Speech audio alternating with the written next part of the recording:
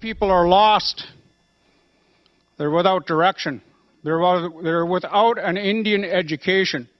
And mark my words, if we don't get this right, 30 years, 40 years from now, we will see in our communities and in our nations civil war. That's where we're heading. Some very intense language coming from the Assembly of First Nations. The chiefs met yesterday and have all together rejected a First Nations education bill that had been championed and had been worked on very closely with the federal government from their former head, Chief Sean Atleo. Of course, he resigned recently. To bring us the latest on this, let's bring in our Sun News contributor, Sarah McIntyre. That was pretty over the top, what he was talking about, civil war and the like. Now, this is all with respect to the federal government's First Nations Education Act, intended to help revamp education on reserves, correct? And this also includes $1.9 billion with it. Yeah, $1.9 billion over 3 years. It was set to kick in 2016 as part of the First Nations Control of First Nations Education Act. Now, this would have transferred these resources towards building schools, getting better teachers, but also would have ensured some type of oversight over the type of curriculum taught at First Nations school, also making sure that First Nations students had to attend school. And so there was some oversight there that a lot of First Nations communities, put their hands up and saying, oh, it's the federal government intruding on our education of our young people. Okay, so they're concerned that they wanted to have a curriculum that those children who are off reserve, for example, are receiving. And, we always want in the public school system to have our children get the best type of education. We want them to be able to compete. So I guess I'm slightly confused. By those accounts, it would seem to me that this bill fit the bill, as it were, to sort of use a little play on words.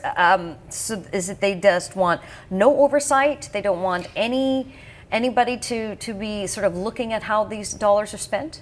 Yeah, well, here's the thing, Adrian. There's 630 First Nations communities across Canada. They all have different problems, they all have different leaders, and they all have different voices. And here's the crux of the issue. The AFN had been working with the delegated authority of these First Nations communities to negotiate with the federal government to move forward things like education reform. That's where this bill came into play. This is where Sean Atleo came into play.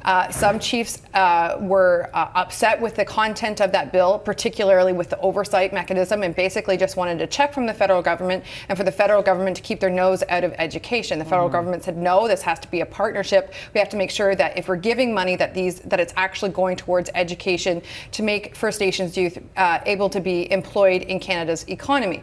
So here's what happened. These chiefs that were against Sean Atleo organized basically his resignation.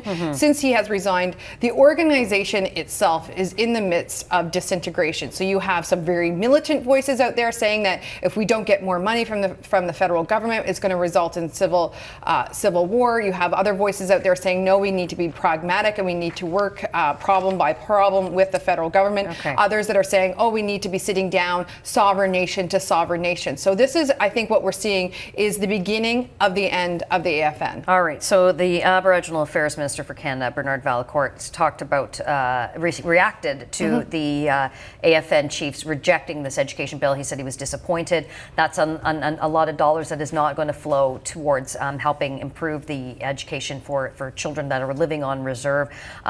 We do have some commentary also, Sarah, from students, from Aboriginal kids. They're saying, we're tired of this infighting. We're sick and tired of it. They are always the ones that are getting caught in the middle. But just quickly, there's also a First Nations Accountability Act that came forward. We know that over $12 billion of public funds go towards the Aboriginal, go towards reserves across this country for everything, to pay for everything on there. Those dollars sometimes are misappropriated and abused, and they go into third-party management.